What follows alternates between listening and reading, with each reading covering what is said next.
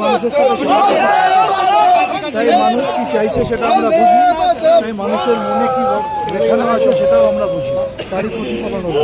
এটা কি উন্নয়নের ভোট হলো? মমতা ব্যানার্জির উন্নয়নের ভোট এবং বিজেপি বাংলা বিদ্বেষী আচরণ, বাংলার টাকা আটকে দেওয়া, বাংলাকে বদনাম করা, বাংলার মা-বোনেদের ইজ্জত নিয়ে খেলা করা, তার প্রতিফলন। এটা তৃণমূলের প্রার্থী, তার এগেনস্টে যখন এখানে প্রার্থী থাকেন অরূপ বাবু, মোদিজি এসেছেন দুবার, প্রধানমন্ত্রী তিনি এসেছেন দুবার, এবং অন্যান্য বহু সভা করা হয়েছে মিতালি বাগকে পরাস্ত করার জন্যই। সেই জায়গায় দাঁড়িয়ে দুবার প্রধানমন্ত্রী আসছেন।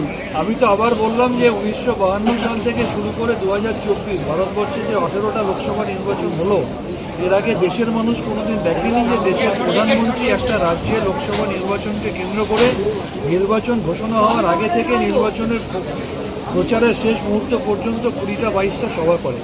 নরেন্দ্র মোদী সেটা করেছেন, কিন্তু তিনি ভুলে গেছেন যে তার দল যেভাবে নারী বিদ্বেষী হিসাবে প্রতিষ্ঠিত হয়েছে, যেভাবে মণিপুরের মহিলাদের ধর্ষণ করে নগ্ন করে প্যারেড করানো হয়েছে, যেভাবে নরেন্দ্র মোদী নিজে গত 2023 স্বাধীনতা দিবসে সকালবেলা জাতীয় পতাকা তুলে বিকেলবেলা বিলকিস বানুর ধর্ষকদের রেহাই করেছেন, যেভাবে মহিলা কুস্তিগীরদের বীজভূষণ যৌন নির্যাতন করার পরেও তাঁর ছেলে প্রার্থী হয়েছে, যেভাবে হাতড়া শূন্য বলরামপুরে মা-বোনেদের ইজ্জত নিয়ে খেলা হয়েছে, এবং সন্দেশখালীতে মাত্র 2000 টাকার বিনিময়ে মহিলাদের জোর করে মিথ্যা ধর্ষণের অভিযোগ করিয়ে যেভাবে মা-বোনেদের ইজ্জত নিয়ে খেলা হয়েছে।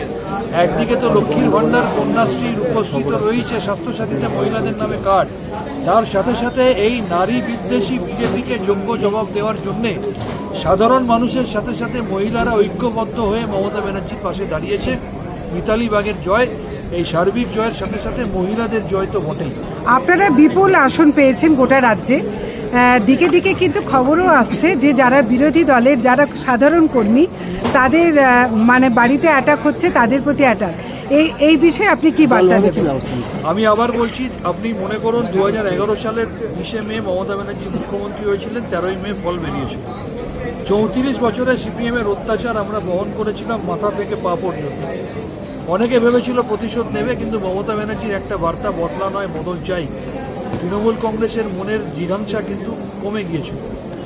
আজও আমাদের নেত্রী মমতা বন্দ্যোপাধ্যায় প্রেস কনফারেন্স করে বলেছেন এই জয় মমতা বন্দ্যোপাধ্যায় উৎসর্গ করেছেন বাংলার মানুষকে, এবং আমরা আমাদের সমস্ত কর্মীদের বলবো, যেহেতু আমরা এত বড় একটা দায়িত্ব পেয়েছি, দেশে একটা অন্যতম শক্তপোক্ত বিরোধী জায়গায় বসার দায়িত্ব, এবং এই রাজ্যে আরও বেশি করে উন্নয়নের দায়িত্ব, মাথা ঠান্ডা করে মানুষকে সাথে নিয়ে সবাই মিলে উন্নয়নের কাজ করতে হবে। কোনো রকম প্ররোচনা দেওয়া যাবে না, কোনো রকম গণ্ডগোলে জড়ানো যাবে না।